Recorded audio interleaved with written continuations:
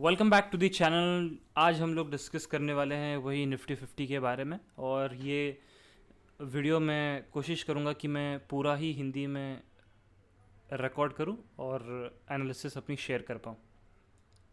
सो हम देख रहे हैं कि काफ़ी समय से हम इस ब्रॉड रेंज में 25,700, नीचे के साइड में 26,200, 300, ऊपर के साइड में हम इसी जोन में कंसिस्टेंटली अपना एक एक टाइम हमने स्पेंड कर लिया है।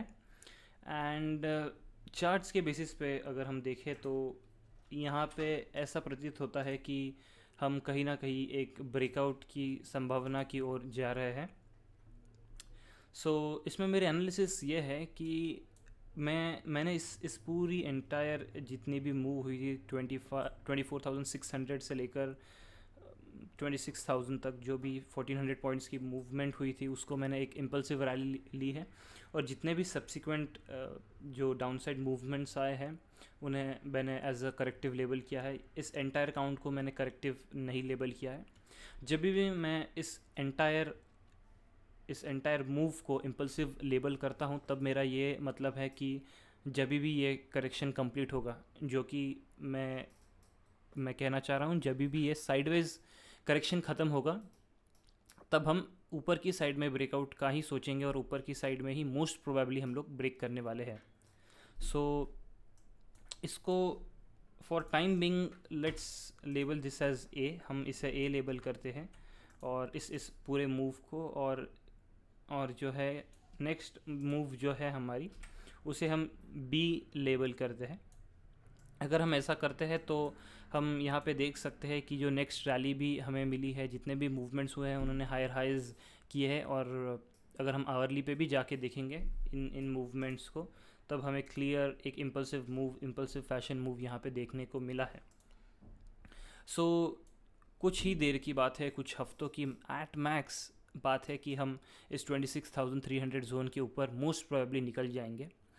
एंड देखने वाली बात ये होगी कि जब हम 26,300 के ऊपर डिसेसिवली जब हम ब्रेक कर जाएंगे, जो कि मुझे लगता है कुछ दिनों से लेकर कुछ हफ्तों में भी हो सकता है, लेकिन मोस्ट प्रोबेबली कुछ दिनों के अंदर ये होना चाहिए। तो जब हम 26,300 के ऊपर क्लोज कर जाएंगे तब हम एक सिमिलर मूवमेंट एक्सपेक्ट करेंगे जितनी भी यहाँ से हुई थी, जो कि है ऑलमोस्ट 24,300 से लेकर 26,300 पकड़ के चले। 2,000 पॉइंट की मूवमेंट 26,000 के ऊपर हमें देखने को मिलेगी। So that is around 29,000। और अगर हम इस रैली को मेजर करें तो that gives me a target जो कि मिलता है अराउंड 29,30,000। ये मेरा लॉन्ग टर्म आउटलुक है निफ्टी के ऊपर कि अगर हम इस रेंज में तो रहने नहीं वाले हैं और मोस्ट प्रोबेबली चार्ट पैटर्न के हिसाब से हम लोग 26,300 के ऊपर ब्रेक करने वाले हैं। अगर हम लोग करने वाले हैं तो हम ऊपर से 100, 200, 500 पॉइंट के लिए तो नहीं जाने वाले। हम लोग मिनिमम 500, 600 भी नहीं, हम लोग मिनिमम 2,000, 2,500, 3,000 पॉइंट्स के लिए हम लोग ऊपर जा रहे हैं। जब आप 2-3 हज़ार पॉइंट की मूवमेंट सोचते हो कि आपको निफ्टी में मिलेगी अगले 6 महीने, 8 महीने से 1 साल के दौरान, तब आप देखना चाहोगे कि किस प्रकार का मूवमेंट आपको let's say Nifty small cap में मिलेगा।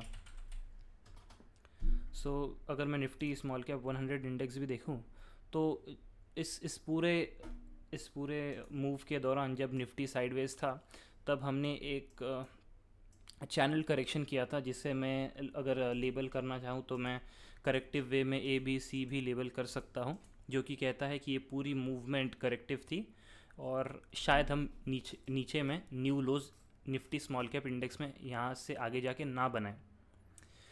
और अगर हम एक पकड़ के चले कि अगर हमें निफ्टी में 2-3 हज़ार पॉइंट की मूवमेंट मिलेगी या फिर 2,500 या 3,000 भी पकड़े, तो हमें दैट इज़ रफली 10% की मूव अगर आप एक्सपेक्ट करके चलते हो, उसका 2.5 से उसका 2 से 3 टाइम्स के रिटर्न्स आप निफ्टी स्मॉल कैप से लेकर निफ्टी मिड कैप में एक्सपेक्ट कर पाओगे। एक 17,000 का इंडेक्स पे अगर आप पकड़ के चलिए, आप 20% अपसाइड यहाँ से पकड़ के चलेंगे तो कहाँ तक आती है वो अपसाइड, लेके जाती है आपको 20%। एक कंजर्वेटिव टारगेट हम पकड़ के चले तो that is somewhere around 21,000 range. एक 17-18 हज़ार का इंडेक्स मुझे 21,000 आते हुए दिखता है इन कपल ऑफ डेज। ये मेरा आउटलुक है निफ्टी और ब्रॉड मार्केट के ऊपर। Thank you.